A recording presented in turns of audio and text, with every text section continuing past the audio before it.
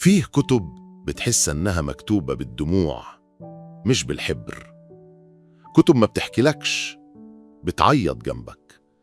أنا مالك، والنهاردة الحكايات طالعة من كتاب كله وجع، بس وجع نظيف راقي إنساني. كتاب العبرات لمصطفى لطفي المنفلوطي، هنا في بوك بايتس بالعربي. الكتاب ده فيه كذا قصة، كل واحدة فيهم كأنها وش في مراية بيحكي وجع من نوع مختلف. هنبدأ بحكاية اليتيم، ولد صغير فقد أبوه وبعدها أمه. كان عايش عند ناس من قرايبه، بس ما كانش حاسس إنه من أهل البيت. كل حاجة كان بيحس فيها بالغربة، حتى في الأكل، في الكلام، في المعاملة. كان بيحب المدرسة، الكتب كانت ملجأه، بس الفقر والهم كانوا دايما واقفين له. وفي لحظة ضعف هرب، لف كتير وشاف وجوه الناس، وكل وش فيهم كان بيقول له ملكش مكان هنا.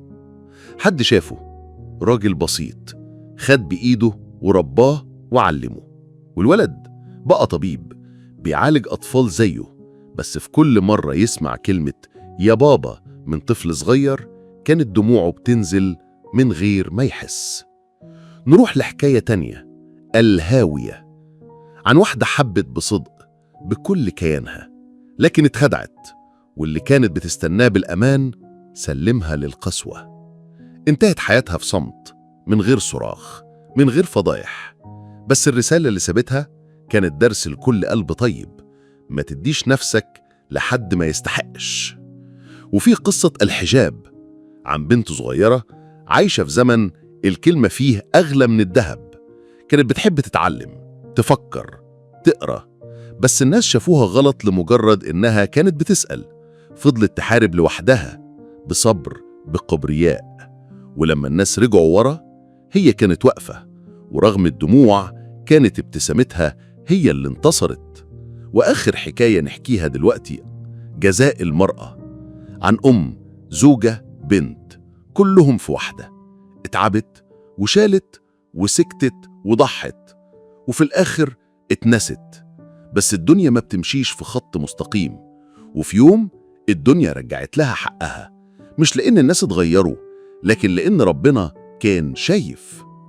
ومن الحكايات اللي تفضل محفورة قصة الشهداء، شابين بيحبوا بعض من الطفولة، كبروا سوا وكانوا بيحلموا بحياة بسيطة، بس الدنيا خدتهم في سكك مختلفة.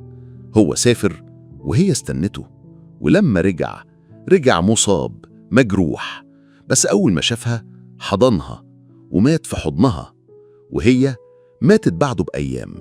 وكانت وصيتهم ادفنونا جنب بعض. وفي قصة الانتقام، عن راجل فقد أخوه في معركة، فضل سنين يدور على اللي قتله، ولما لقيه واحد تعبان عجوز ندمان. ساعتها بكى وقال اللي كنت فاكره قتلي طلع زيه ضحية حرب ما يعرفش ليها سبب، وسامحه. واحدة من أصدق القصص العيد، عن بنت صغيرة في دار أيتام، كل البنات بيلبسوا جديد إلا هي. كانت قاعدة تبص عليهم من بعيد ساكتة، لكن جت واحدة كبيرة وحطت على كتفها طرحة بيضة وقالت لها النهاردة انت أميرة العيد. البنت دي كبرت وبقت بتوزع لبس جديد في نفس الدار، بس عمرها ما نسيت أول مرة حست إنها مش لوحدها.